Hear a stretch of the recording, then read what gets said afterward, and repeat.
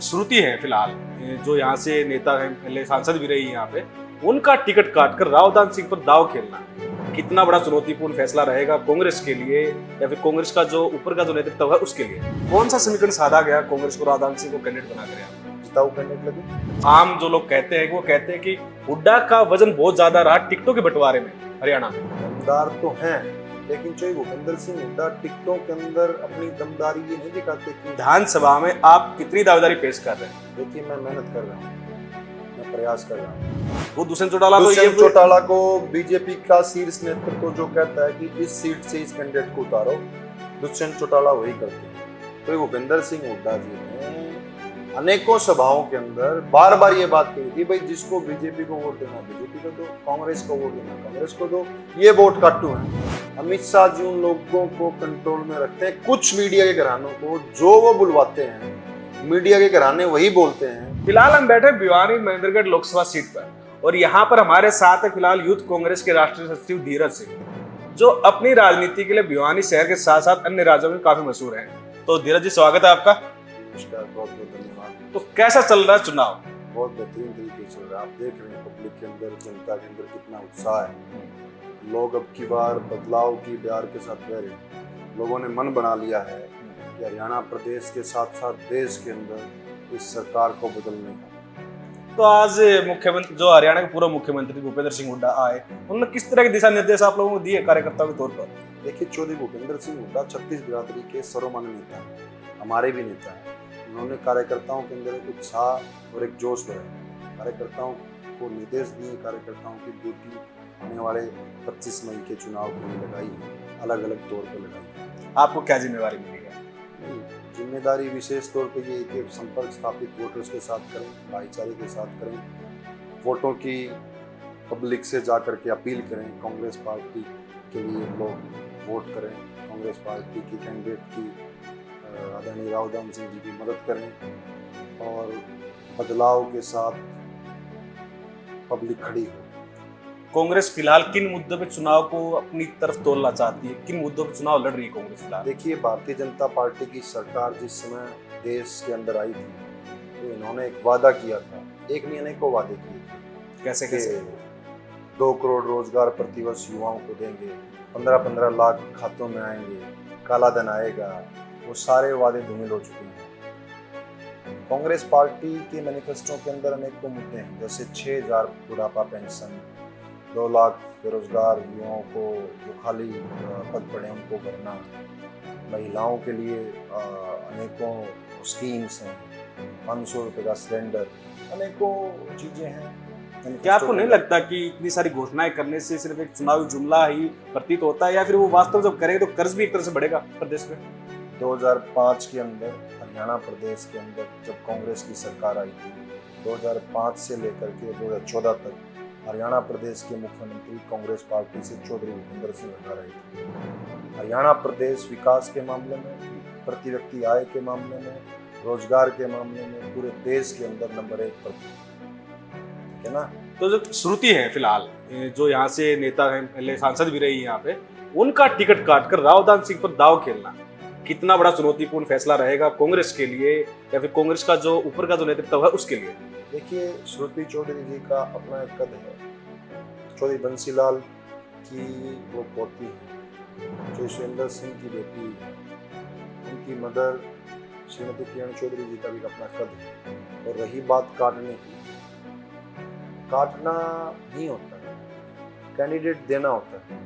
Party ने, high command ने फैसला लिया, भाई दान सिंह जी को चुनाव लड़ाना है। तो किस आधार पर, कौन सी ऐसी वजनदार बात लगी उनमें कांग्रेस को, नेतृत्व को? नहीं, सामंजस्य के साथ ही सारी चीजें होती हैं। इसके अंदर किरण चौधरी जी से, श्रुति चौधरी जी से बातचीत होकर कौन सा समीकरण साधा गया कांग्रेस को रावदान सिंह को कैंडिडेट बनाकर? यहाँ जिताऊ कैंडिडेट लगे। अच्छा, पार्टी को लगा तो क्या इसके लिए ऊपरी जो शीर्ष नेतृत्व है वो किसी तरह का सर्वे करके उन्होंने इसका टिकट बंटवारा किया है? हाँ, पार्टी के द्वारा अलग अलग तौर पर मुझे लगता है 2 या 3 सर्वे पार्टी के द्वारा हुए हैं। कुछ लोगों की चर्चाएं पीछे से, जो आम जो लोग कहते हैं वो कहते हैं कि हुड्डा का वजन बहुत ज्यादा रहा टिकटों के बंटवारे में हरियाणा में। देखिए, चौधरी भूपेंद्र सिंह हुड्डा एक बड़े नेता तो हैं, हरियाणा प्रदेश के 10 साल मुख्यमंत्री रहे, उन्होंने पार्टी के लिए संघर्ष एक बड़े लेवल पे किया। दमदार तो हैं, लेकिन जो भूपेंद्र सिंह हुड्डा टिकटों के अंदर अपनी दमदारी ये नहीं दिखाते कि वो अपने किसी खास परिचित को टिकट दे रहे हैं। वो सर्वे के आधार पर जो जिताऊ कैंडिडेट हैं उसकी ही मदद करते हैं। पार्टी हाईकमान के द्वारा फैसला लिया जाता है, उनसे सलाह मशवरा किया जाता है, वो अपनी सलाह देते हैं। कुछ ऐसी एक सीट है हिसार की जो भिवानी महेंद्रगढ़ की तरह ही हॉट सीट मानी जाती है। वहां पर चौधरी ब्रजेंद्र सिंह का टिकट साइड में करके आप कह रहे हैं जिस तरह से कि किसी को स्थान देना उसका, उसको कैसे देखते हैं आप कि वहां पर जेपी सिंह को उतारना फिर चुनाव मैदान में? नहीं, मैंने आपको कहा ना, टिकट काटना नहीं होता, टिकट जिताऊ कैंडिडेट को देना होता है। जिताऊ कैंडिडेट जयप्रकाश जी को पार्टी के द्वारा फैसला लिया गया, पार्टी हाईकमान के द्वारा फैसला लिया गया, उसके बाद ही टिकट दी गई। तो क्या कुछ इस तरह की एंटी इनकम्बेंसी थी कि ब्रजेंद्र सिंह बीजेपी के सांसद रहे हैं, वहां से उन चीजों में वो अपना सामंजस्य को बैठा नहीं पाए? कहीं ना कहीं फिर से मैं दोहरा रहा हूँ, पार्टी के द्वारा इंटरनल सर्वे कराए जाते हैं जनता के अंदर जाकर के। जो पार्टी के अंदर सर्वे आया उसी आधार पर जयप्रकाश जी को टिकट दी हाईकमान ने। तो वापस आते हैं अपनी भिवानी महेंद्रगढ़ लोकसभा सीट पर। यहाँ पर 2 दिन पहले घटना हुई कि लोहारू में कांग्रेस के कार्यालय का उद्घाटन करने के दौरान जब रावदान सिंह वहां पहुंचे तो पार्टी के 2 शीर्ष नेताओं के बीच में कुछ छिटपुट हिंसा भी देखने को मिली थी। नहीं, पार्टी के नेताओं के द्वारा वो हिंसा नहीं, उनके कार्यकर्ता जो वहां पर मौजूद थे। क्या होता है, कार्यकर्ताओं के अंदर ना जोश होता है। अब किसी एक नेता के कार्यकर्ता होते हैं 5, किसी दूसरे के कार्यकर्ता होते हैं 10। तो वो कार्यकर्ता सिर्फ अपने नेता को ही देखते हैं, वो सोचते हैं कि मेरा नेता का नाम हो, मेरा नेता मजबूत हो, मेरे नेता के नारे लगाएं, मेरे नेता की जय जयकार करें। तो कार्यकर्ताओं के द्वारा कई बार जोश में हो जाता है, तो उससे मैसेज तो गलत जाता है लोगों के बीच में कि इन लोगों के बीच आपस में ही संगठन नहीं है, संगठित नहीं है, तो हम इनको वोट क्यों दें? नहीं, नेता ये नहीं कहते ना कि आप लोग ये चीजें करो, कई बार पता नहीं होता। लेकिन वो पब्लिक में मैसेज तो चला जाता है ना कंटिन्यू कि हाँ यार ये तो आपस में ही लड़ाई कर रहे हैं, तो इनको वोट क्यों दिए, संगठित नहीं तो क्या ये हमारी आवाज उठाएंगे? नहीं, आपको देखो वर्कर्स का जोश है, वर्कर्स का जोश है, वो कितने, ये तो आप अपने तरीके से सोच रहे हैं ना, आम जनता को कौन कन्वे करेगा ये चीज? लेकिन देखिए कार्यकर्ताओं को मैं समझ सकता हूँ कि मेरा संदेश है, कार्यकर्ताओं को थोड़ा सोचना चाहिए, शांति के साथ जनता चाह रही है बदलाव लाना, और बड़े होश के साथ, होश के साथ जोश में आकर के चुनाव लड़ना चाहिए। सही। अभी किरण चौधरी की बात करते हैं जो तोसाम विधानसभा से सीटिंग एमएलए हैं। जैसे ही रावदान को टिकट मिला तो उनकी तरफ से एक मीटिंग की गई, उनके कार्यकर्ता शामिल हुए और उन्होंने इस बात का भरोसा दिलाया कि रावदान सिंह ने जितना उनके लिए किया है वो उससे दुगना करेंगे। नहीं, अच्छा संदेश था ना, वो कह रहे थे। लेकिन लोगों ने इसको गलत तरीके से समझा, वो कहा कि वो उसका बदला लेंगी जो उनके साथ सुप्रीम चौधरी के साथ उन्होंने चुनाव में किया। लोगों ने, कार्यकर्ताओं ने कोई गलत नहीं समझा। लोगों को वहां बिठा करके आदरणीय किरण चौधरी जी के द्वारा कहा गया था कि दान सिंह जी की बड़ी मजबूती के साथ मदद करें। कुछ मीडिया के घराने जिनको भारतीय जनता पार्टी चलाती है, निर्देश देती है, कुछ एंकर्स वो इस तरीके से उसको प्रस्तुत करते हैं कि पब्लिक के अंदर नेगेटिव मैसेज है। कांग्रेस पार्टी का प्रत्येक कार्यकर्ता, प्रत्येक नेता पार्टी के लिए लॉयल है, पार्टी के लिए बड़े मजबूती के साथ काम कर रहा है, चाहे वो किरण चौधरी जी हो चाहे अन्य भी नहीं। तो इसी रिलेटेड है चीज अगली की, विधानसभा में आप कितनी दावेदारी पेश कर रहे हैं? देखिए, मैं मेहनत कर रहा हूँ, मैं प्रयास कर रहा हूँ, निरंतर पब्लिक के बीच में रहता हूँ। पार्टी हाईकमान ने फैसला लेना है। अगर पार्टी हाईकमान को ये लगेगा कि मैं मजबूत हूँ तो पार्टी हाईकमान मेरे को लड़ाएगी। जैसे मैंने पीछे बताया कि सर्वे के आधार पर जिताऊ कैंडिडेटों को लाया गया, अगर पार्टी को लगेगा कि मैं जिताऊँ तो मेरे को लेकर के आएगी। भिवानी में कम से कम 1.25 लाख के आसपास राजपूत है, आप खुद राजपूत समाज से बिलोंग करते हैं, तो पूरे समाज का किस तरफ एक झुकाव महसूस कर रहे हैं आप, या फिर देख पा रहे हैं, और किस तरीके से आप उनको कांग्रेस की तरफ कन्वर्ट करने की कोशिश लगे हुए हैं? देखिए, मैं बड़े गर्व और फख्र के साथ कहता हूँ कि मैंने राजपूत के घर में जन्म लिया। उसके साथ साथ मैं 36 बिरादरी के अंदर मेरा भाईचारा बड़े लेवल में भाईचारा है। मैं किसी पर्टिकुलर बिरादरी की कोई राजनीति नहीं करता, और मैं फिर से कहता हूँ मुझे बड़ा गर्व है कि परमात्मा ने मुझे राजनीति के घर में जन्म दिया है। लेकिन मेरा कांग्रेस को किस तरह से फायदा दिलवा रहे हैं आप इस अपने पूरी बेल्ट का कि हाँ कांग्रेस के वोट जाए, रावदान सिंह को मजबूत नेता बनाए? बहुत मजबूती के साथ लोगों से अपील करेंगे, साथियों से अपील करेंगे, 36 बिरादरी के साथियों से अपील करेंगे कि कांग्रेस पार्टी के हक में, आदरणीय रावदान सिंह जी के हक में, प्रदेश के अंदर सुशासन स्थापित हो, उस हक में कांग्रेस पार्टी वोट करेंगे। ठीक, तो अभी अब आने वाले समय में जो विधानसभा चुनाव होंगे उसके अंदर क्या कुछ आपको मार्जिन लग रहा है, कितनी सीटें कांग्रेस निकाल सकती है यहाँ पे लोकसभा के बाद, और लोकसभा में कितनी निकाल सकती है? 2019 के चुनाव के अंदर भारतीय जनता पार्टी क्या करी थी? 75 पा रहे हैं। मैं अब की बार आपको कह रहा हूँ 75 से भी कहीं ज़्यादा कांग्रेस पार्टी की सीटें हरियाणा प्रदेश के अंदर आएंगी। कांग्रेस के जो युवा सचिव हैं नेशनल के, वो ये दावा कर रहे हैं कि अब की बार हरियाणा में जो विधानसभा चुनाव होंगे 2024 के, उसमें कांग्रेस 75 पार जाएगी। सहमत? तो अब बात करते हैं हम अगले लेवल के चल के। जो फिलहाल मार्जिन है यहाँ पे, आपको कितना लग रहा है कि कांग्रेस और बीजेपी के बीच कितनी टक्कर है? मुझे लग रहा है बड़ी अच्छी स्थिति के अंदर कांग्रेस पार्टी, कौन से हलकों में? सभी 9 की 9 विधानसभाओं के अंदर लोगों ने मन बना लिया है, जनता ने मन बना लिया है, जनता बदलना चाहती है।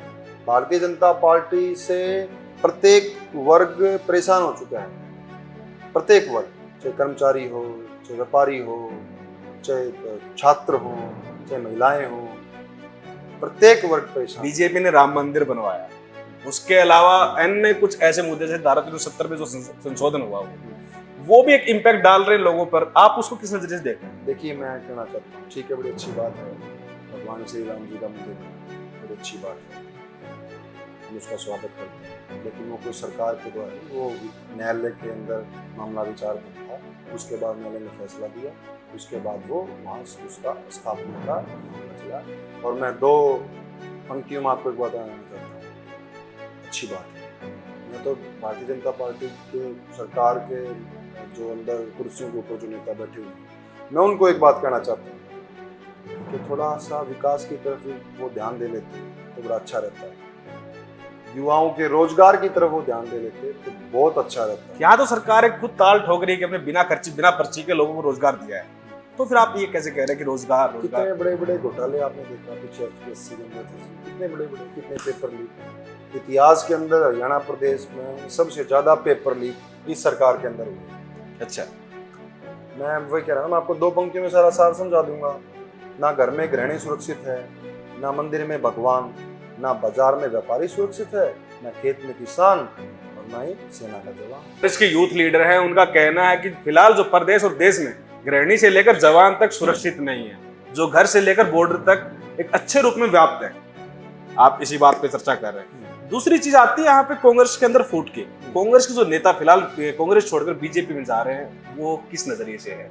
देखिए, कांग्रेस के अंदर कोई, क्या कुछ ज्यादा दे रहे हैं बीजेपी वाले, या फिर उनको मान सम्मान की कमी कांग्रेस में महसूस हुई? पिछले दिनों तो आपने देखा ना कि अनेकों पार्टियों के नेता उन पार्टियों को छोड़ करके कांग्रेस के अंदर आ रहे हैं, चाहे वो जननायक जनता पार्टी है, चाहे वो बीजेपी है, चाहे नेल्लो है, अन्य पार्टियों, अन्य दलों से छोड़ करके कांग्रेस पार्टी के अंदर आ रहे हैं। और चौधरी भूपेंद्र सिंह हुड्डा और आदरणीय उदय भान जी हमारे प्रदेश अध्यक्ष के नेतृत्व के अंदर कांग्रेस पार्टी को ज्वाइन कर रहे हैं। हाँ, आकर उठा करके देखिए कि कौन सी पार्टी के अंदर अन्य दलों से नेता ज्यादा है, कांग्रेस में आपको ज्यादा मिलेंगे। एक अन्य नेता और थे राव बहादुर, लोकसभा चुनाव से जस्ट पहले कांग्रेस को छोड़कर जेजेपी का दामन उन्होंने थाम लिया। क्या उनको पहले से संभावना थी कि उनको टिकट नहीं मिलेगा यहाँ से? देखिए, वो तो उन्हीं को पता होगा, इसके अंदर तो मैं जवाब नहीं दे सकता। हरियाणा कांग्रेस में सबसे आपका अति प्रिय नेता कौन? दीपेंद्र सिंह हुड्डा। और हरियाणा में जितनी लोकसभा सीटें उनमें सबसे मजबूत दावेदार आपको कौन लग रहा है, जो जीता हो, जिसके ऊपर बारे में आप बात करें? सभी जीता हुआ, मुझे लग रहा है कि 10 की 10 सीटें, 9 सीटें कांग्रेस की और 1 लाइंस की, मुझे लग रहा है 10 की 10। आप सुशील गुप्ता के लिए भी दावेदारी एक तरह से पेश करें कि वो जीतेंगे, इंडिया अलायंस के पार्टनर है। 100%। इंडिया गठबंधन की जरूरत क्यों पड़ी कांग्रेस को? तो देखिए, वो ऊपर सेंट्रल लेवल का आपका कुछ मानना होगा कि इस तरह की परिस्थितियां पैदा हुई? सेंट्रल लेवल का मामला है, वो राहुल जी, खड़गे जी, इन लोगों का फैसला था, वो बड़े लेवल का मामला है। आप लोग सहमत हुए सर अपने नेतृत्व के इस फैसले से? हमारे नेतृत्व ने हमें जो आदेश दिया, हमारे नेताओं ने जो फैसला लिया, हम उस फैसले को अच्छे तरीके से हम लोगों ने स्वीकार किया और पब्लिक भी स्वीकार कर रही है। तो जेजेपी जो है फिलहाल गठबंधन से दूर होकर क्या वोट काटने का काम करेगी आपके यहाँ पर? देखिए, जैसे उन्होंने यादव ही कैंडिडेट को खड़ा किया है, राव बहादुर को, ये समझौते के साथ ही गठबंधन टूटा है। एक कमरे के अंदर बैठ करके इन लोगों ने सलाह की, उसके बाद ही गठबंधन टूटा है, समझौते के साथ टूटा है। समझौता जब खत्म हुआ तो जेजेपी ने एक अच्छी खासी रैली की हिसार में, और वहां पर दुष्यंत चौटाला ने बहुत जोर लगा के कहा कि कार्यकर्ताओं में फिर से जोश भरूंगा। उन्होंने वहां कुछ मजाकिया अंदाज में तंज भी कसे उस चीज। और जो फिलहाल वर्तमान चीज है यहाँ पे, जैसे उन्होंने नैना चौटाला को, अपनी माता जी को विधानसभा से उन्होंने हिसार से लोकसभा चुनाव लड़ा है, तो वहां भी फिलहाल त्रिकोणीय मुकाबला चल रहा है। बीजेपी के शीर्ष नेतृत्व के द्वारा जो स्क्रिप्ट लिख करके दुष्यंत चौटाला को दी गई, वही दुष्यंत चौटाला पब्लिक के अंदर आकर के पेश कर देते हैं। वो दुष्यंत चौटाला तो ये दुष्यंत चौटाला को बीजेपी का शीर्ष नेतृत्व जो कहता है कि इस सीट से इस कैंडिडेट को उतारो, दुष्यंत चौटाला वही करते हैं। मैं ये नहीं कह रहा कि मैं किसी पार्टी का कार्यकर्ता हूँ और इसलिए मैं उनकी मुखालफत। और इनेलो विषय नहीं, आम पब्लिक के लिए। और इनेलो मुझे उनका भी नहीं दिख रहा है। अच्छा, कि वो भी बीजेपी की बी टीम। अच्छा, बीजेपी की बी ये टीम, भी इसी टीम है मुझे लग रहा है।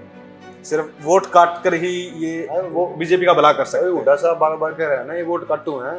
हुड्डा साहब ने 2019 में भी कही थी। तो ये भूपेंद्र सिंह हुड्डा जी ने अनेकों सभाओं के अंदर बार बार ये बात कही थी, भाई जिसको बीजेपी को वोट देना बीजेपी को दो, कांग्रेस को वोट देना कांग्रेस को दो, ये वोट काटू हैं।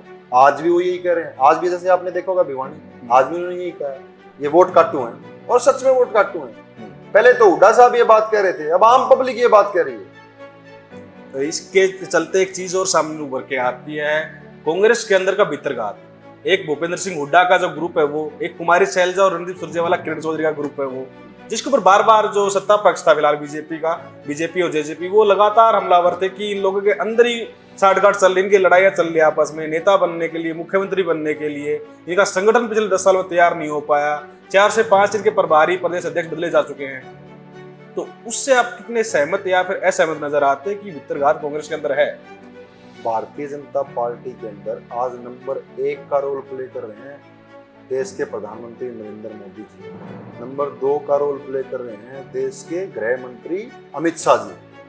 अमित शाह जी देश के गृह मंत्रालय को न संभाल करके देश के जो 4 लोकतंत्र के मजबूत स्तंभ हैं उन्हीं का एक हिस्सा है मीडिया, उसको भी अपने कंट्रोल में रखते हैं। मीडिया के कुछ घराने हैं जो आदरणीय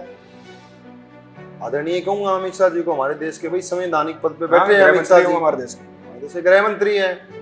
अमित शाह जी उन लोगों को कंट्रोल में रखते हैं, कुछ मीडिया के घरानों को, जो वो बुलवाते हैं मीडिया के घराने वही बोलते हैं। कांग्रेस पार्टी के अंदर कोई गुटबाजी नहीं है, कोई भीतरी घात का मामला नहीं है। कांग्रेस पार्टी एक थी, एक है और एक रहेगी।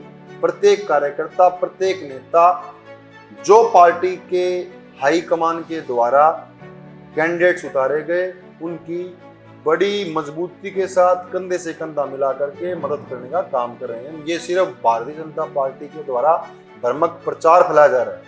तो आप इस प्रचार को खत्म करने के लिए किस तरह की चुनौतियों का सामना कर रहे हैं? हमें कोई चुनौती नहीं। इस प्रचार को देश की और प्रदेश की जनता अपने आप खत्म कर देगी।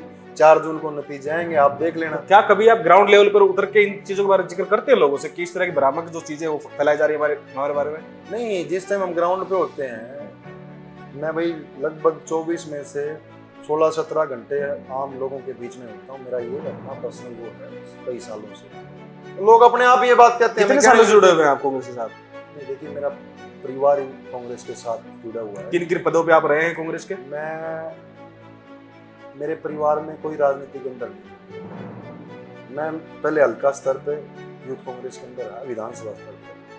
उसके बाद मैं लोकसभा स्तर पे, भिवानी मंदिर लोकसभा स्तर पे मैं जनरल सेक्रेटरी रहा। उसके बाद मैंने चुनाव लड़ा प्रदेश यूथ कांग्रेस में, मैं प्रदेश का महासचिव रहा। फिर मेरे को प्रदेश का उपाध्यक्ष बनाया गया। उसके बाद आदरणीय राहुल जी के द्वारा और पार्टी के शीर्ष नेतृत्व राष्ट्रीय अध्यक्ष श्रीनिवास जी के द्वारा सिलेक्शन सिस्टम में मेरे को ऑल इंडिया यूथ कांग्रेस का राष्ट्रीय सचिव बनाया गया, मेरे कार्यों को देखकर। पिछले कुछ समय से बात चल रही थी कि दिव्यांशु बुद्धि राजा, जो आपके सहयोगी साथी होंगे, जरूर होंगे क्योंकि वो भी यूथ हैं, यूथ को एक टिकट दिया गया है। किस तरह से आप एक युवाओं के लिए प्रोत्साहन मानते हैं उसे, और कितना मजबूत कैंडिडेट आप दिव्यांशु को मानते हैं करनाल से, मुख्यमंत्री जो पूर्व में रहे हैं मनोहर लाल, उनके सामने? देखिए, कांग्रेस पार्टी के अंदर अपना एक संविधान है, लोकतंत्र है। भारतीय जनता पार्टी के अंदर नंबर 1 और नंबर 2, आप समझ गए ना, नंबर 1 और नंबर 2 ऊपर चिट्ठी बना करके भेजते हैं और वो किसी को भी कैंडिडेट बना देते हैं। कांग्रेस पार्टी के अंदर बड़ा अच्छा एक लोकतंत्र की व्यवस्था है। कांग्रेस पार्टी के अंदर सभी धर्मों की, सभी बिरादरियों की और तालमेल के साथ सबकी सुनी जाती है, प्रत्येक नेता की सुनी जाती है। उसका एग्जाम्पल आपने देखा, आपने जिक्र किया दिव्यांशु बुद्धि। एक 32-33 साल के लड़के को, एक आम घर के लड़के को करनाल लोकसभा से, और वो भी मुख्यमंत्री के सामने, पूर्व मुख्यमंत्री के सामने प्रत्याशी बनाया गया। कितना अच्छा फैसला है। तो क्या कुछ लगता है कितनी पकड़ है उनकी वहां पे डेप्थ में? अच्छा चुनाव लड़ रहे हैं, जीतेंगे। कितने मार्जिन से? मनोहर लाल खट्टर को जी को हराएंगे। देखिए मार्जिन तो मैं वहां जा नहीं पाया, संपर्क स्थापित नहीं किया, लेकिन मुझे लग रहा है कि मनोहर खट्टर जी को अच्छे वोटों के साथ वो हराने का काम करेंगे। तो मतलब आपके हिसाब से एक यूथ आइकॉन के तौर पर दिव्यांशु बुद्धिराजा को यहाँ पे स्थापित किया गया है कांग्रेस के द्वारा, कांग्रेस के हाईकमान द्वारा। अच्छा फैसला था कि युवा साथी को टिकट मिली। यूथ कांग्रेस का हमारा भाई प्रदेश अध्यक्ष है, बड़ा अच्छा चुनाव लड़ रहा है। मेरी भाई के लिए बड़ी अच्छी शुभकामनाएं, हमारी टीम में भी मालिक है, वो भाई के लिए मदद कर रहे हैं। तो आप वहाँ जाएंगे उनके सपोर्ट के लिए कभी? हाँ, अगर मौका मिला तो जरूर जाऊंगा। तो हरियाणा में ऐसी कौन सी लोकसभा सीट है जहां पर अच्छे खासे मार्जिन से कांग्रेस एक तरफा जीत रही है? सभी सीटें हैं और मुझे लगता है कि कोई एक ये सबसे ज्यादा हैवी मार्जिन में कौन सी सीट मिलती है? रोहतक लगभग कितना? दीपेंद्र सिंह हुड्डा, कोई आंकड़ा ही नहीं। कोई आंकड़ा ही नहीं। पूरे देश के अंदर मेरे को लग रहा है सबसे ज्यादा वोटों से दीपेंद्र हुड्डा जी जीते हैं। कितनी सीटें कांग्रेस निकाल जाएगी, मतलब अनुमानित? मुझे तो 10 के 10 तो बीजेपी वाले भी कह रहे हैं, 10 के 10 कांग्रेस वाले भी कह रहे हैं। बीजेपी वाले तो हवा भाई कह रहे हैं, हम धरातल की बात कर रहे हैं। अच्छा, ठीक। तो ये थे हमारे साथ यूथ कांग्रेस के राष्ट्रीय सचिव धीरज सिंह, जो भिवानी में अपना एक अच्छा खासा वजूद रखते हैं और उन्होंने खुलकर बताया कि कांग्रेस किन मुद्दों पर चुनाव लड़ रही है और किन मुद्दों के आधार पर श्रुति चौधरी से रावदान सिंह मजबूत नेता थे और पार्टी के शीर्ष नेतृत्व ने उनको ये जिम्मेवारी दी है। और हरियाणा में इन्होंने दिव्यांशु बुद्धिराजा को भी एक जो यूथ का आइकॉन है उस तरीके पर देखा है। साथ ही इन्होंने दीपेंद्र सिंह हुड्डा को लेकर कहा है कि वो अनगिनत आंकड़ों से रोहतक की जो लोकसभा सीट है वहां पर जीत हासिल करेंगे। आप भी कमेंट सेक्शन में जरूर बताइएगा कि आपको क्या लगता है कि इन लोकसभा चुनाव में कांग्रेस कहां टिक रही है।